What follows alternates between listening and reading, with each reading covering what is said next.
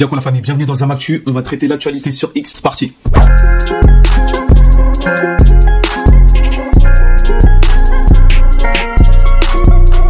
Alors tweet de Ndoudam. Je prends la parole pour parler de mon agression et des hommes viennent me demander l'origine de l'agresseur à croire que c'est l'origine du problème. Mais surtout pas le sexe opposé. Bande de cons. Et donc elle réagit à son propre snap qui disait « Je me suis fait agresser en février dernier devant chez moi par un mec qui voulait mon snap. J'ai dit non, il a fini par m'étrangler et me tabasser. Faites bien attention quand vous êtes dehors, les gens sont vraiment fous. » Et vous avez Mila. Donc pour tous ceux qui savent pas c'est qui Mila, c'est une islamophobe, une raciste qui est le symbole de la liberté d'expression en France malgré tous les propos abjects qu'elle a pu tenir. On est en France, hein, c'est incroyable. T'as le droit d'être raciste et islamophobe, mais t'as pas le droit d'être antisémite. Si t'es antisémite, bah on te fera une dieu donnée. Par contre, Mila, elle peut tout faire. Elle a le droit de tout faire. Et donc Mila en question, qu'est-ce qu'elle a répondu? Donc toujours pas de réponse, c'est quoi l'origine de ton agresseur? Donc voilà, on est dans laquelle, chers amis, on est dans une France où, en tout cas cette France-là, on est dans une France où lorsque tu te fais agresser, on te demande l'origine avant de compatir à ta douleur, avant de s'en prendre à la personne, avant de s'en prendre au coupable, on demande la nationalité de la personne. Donc ça veut dire que le raciste de base, le raciste, il sort de chez lui, il prend un Uber qui est un rebeu. Il va chez le boulanger qui est un rebeu. Il va dans son taf. Quand il va dans son taf, il dit bonjour au vigile qui est un rebeu. Rebeu ou Renoir. Il croise un éboueur qui est un rebeu ou Renoir. Il s'arrête au Lidl à la caisse, c'est un rebeu ou un Renoir. Il croise des policiers municipaux qui peuvent être des rebeux ou des Renois. Il croise des condés, des condés nationaux qui peuvent être des rebeux ou des Renois. Le RER qui est peut-être conduit par un rebeu ou un Renois. Il rentre chez lui, il ouvre Twitter. Il va voir des mecs de cité qui font des dingueries, des incivilités, et il va vomir sa haine. Donc Mila, c'est exactement ce qu'elle est. Et c'est incroyable.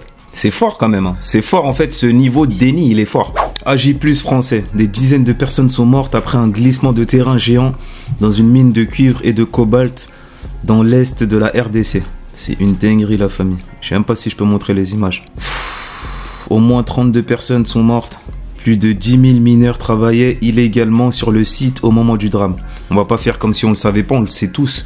On a tous des iPhones, on le sait tous, on est tous au courant. Et on est tous impliqués indirectement ou directement. C'est une dinguerie, la famille.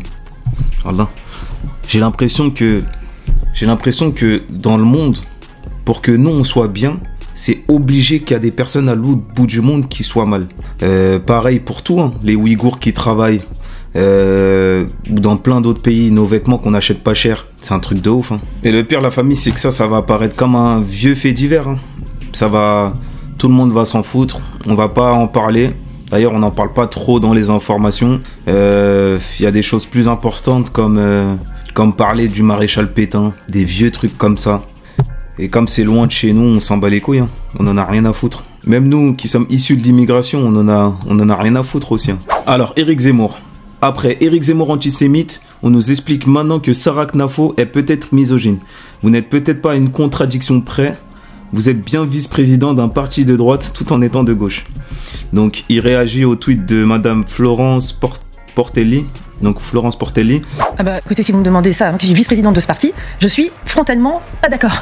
Je trouve Sarah Knafo, ce ne sont pas mes valeurs. Et d'ailleurs, on parlait de la mue d'une partie du Rassemblement national. Du côté de Éric Zemmour, il n'y a pas eu de mue. Hein. La campagne de Éric Zemmour pendant l'élection présidentielle a été quand même extrêmement choquante, avec des positions qui étaient parfois racistes, misogynes. Et ça, je suis désolée, c'est pas ce que j'attends pour mon pays, ce ne sont pas... Moi, franchement, je suis grave corda avec elle. Et je trouve que c'est la seule meuf des LR qui a les couilles de le dire. Parce que, excusez-moi, mais Zemmour est raciste. Et c'est une dinguerie que les autres... C'est une dinguerie que les autres du parti des LR, donc Laurent Wauquiez, même Nicolas Dupont-Aignan, il y a des gens qui discutent normal avec Zemmour.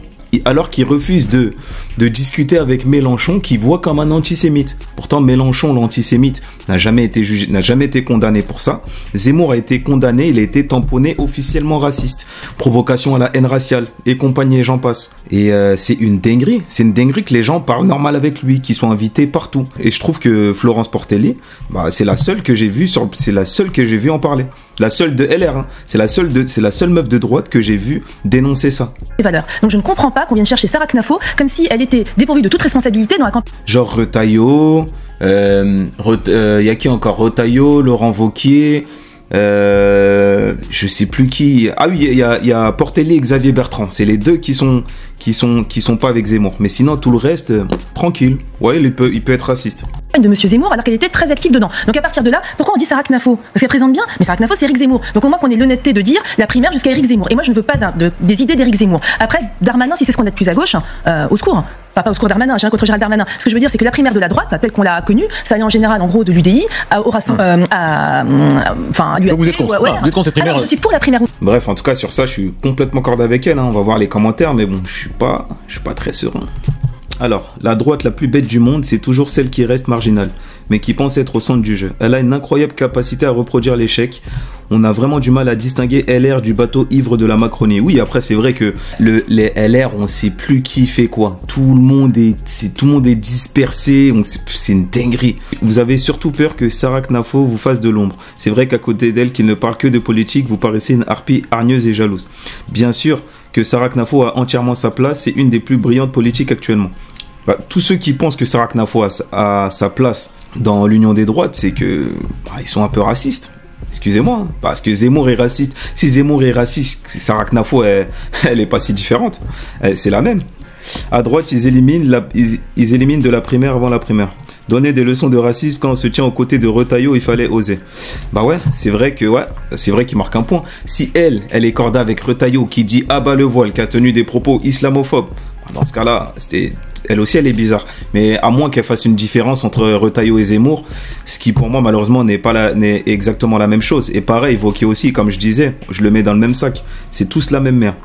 Tous ceux qui sont cordés avec Zemmour et Retailleau, c'est la même mère. Bref. Actu foot, le monde a abandonné la Palestine. Nous les avons laissés détruire une ville entière. Nos enfants pourraient être à Gaza et y être assassinés. Pep Guardiola avant le match entre la Catalogne et la Palestine. Nous n'avons absolument rien fait. Ce n'est pas leur faute d'y être nés. Nous avons tous permis qu'ils anéantissent un peuple entier. Le mal est fait et irréparable. Franchement, bien. Bien. Alors, commentaire. Oui, les 56 pays musulmans ont abandonné leurs frères palestiniens. Ils étaient incapables de s'organiser contre un seul pays. Toujours bon de rappeler que les Égyptiens ont mis en place des frontières pour éviter de se charger des réfugiés palestiniens. Il a complètement raison. Je ne sais pas si lui, il le fait sur fond de racisme, mais il a complètement raison. Et moi, je serais toujours le premier à pointer tous les pays arabes, musulmans, qui ont dormi, qui ont rien fait pour ça. Il a complètement raison. Et certains osent dire que Guardiola est un raciste. Bon, ça veut rien dire, mais bon. Après, ouais, il veut sûrement parler d'Yaya Touré, et Samuel Eto'o et compagnie, mais bon. Bref, on a laissé l'Israël éteindre des vies innocentes en Palestine sans aucune opposition de notre part. On a également laissé le Rwanda, via ses ADF et M23, éteindre des vies en RDC sans aucun soulèvement ou intervention du monde entier. L'hypocrisie. Ah ouais, et ça continue. Je rappelle qu'après le cessez-le-feu, il y a eu plus de 250 morts. Alors, à l'idée, N'Golo content, tout le monde content. Sérieux, équipe de France, on peut arrêter ces clichés racialisants à un moment donné. C'est du même niveau que l'affaire des quotas. Et si vous ne voyez pas le problème, c'est peut-être que vous en faites partie. Alors, il réagissait au tweet de l'équipe de France, donc, qui disait N'Golo content égale tout le monde content. Je vous avoue, les refs, j'ai pas la ref du tout. Est-ce que ça fait de moi un raciste? Je sais pas. Je vais chercher la ref. Je vais chercher la ref dans les commentaires parce que j'imagine qu'ils en parlent du coup. Parce que j'ai pas du tout la ref. N'Golo content égale tout le monde content. Ça doit peut-être être à l'époque. Ils ont dit ça à un Renoir, je sais pas. On va voir. Alors, ça devient vraiment du racisme de définir un footballeur uniquement par son sourire. Comme s'il n'avait rien à dire en fait. Ça suffit, lâchez-le. Et wesh. Il est où le racisme? J'ai pas compris les gars. Ils sont vraiment sérieux là? Poste dédaigneux, raciste content. Faciès I2. Et pourquoi pas N'Golo content, il y a bon banania. Bande de FDP, vous perdez rien pour attendre. Le racisme coule dans vos veines, bande haineux. Peut-être c'est moi, je suis fou les frères. Supprime, c'est raciste et dégueulasse à la fois. N'Golo aime le chocolat, il y a bon banania.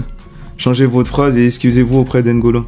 Ouais, gros, pourquoi ce tweet serait-il raciste? Je veux bien parce que ce tweet n'est pas raciste.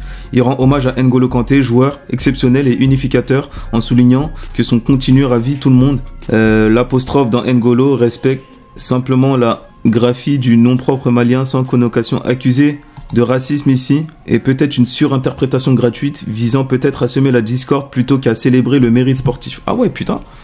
Gros qu'il est très orienté. Hein. J'avoue, je sais pas. Je sais pas, peut-être qu'on me l'expliquera, mais je sais pas et j'arrive pas à voir où est le racisme. La famille, en tout cas, c'est tout pour aujourd'hui. Donne ton avis en commentaire, like, commente, abonne-toi. Et sur vous tous.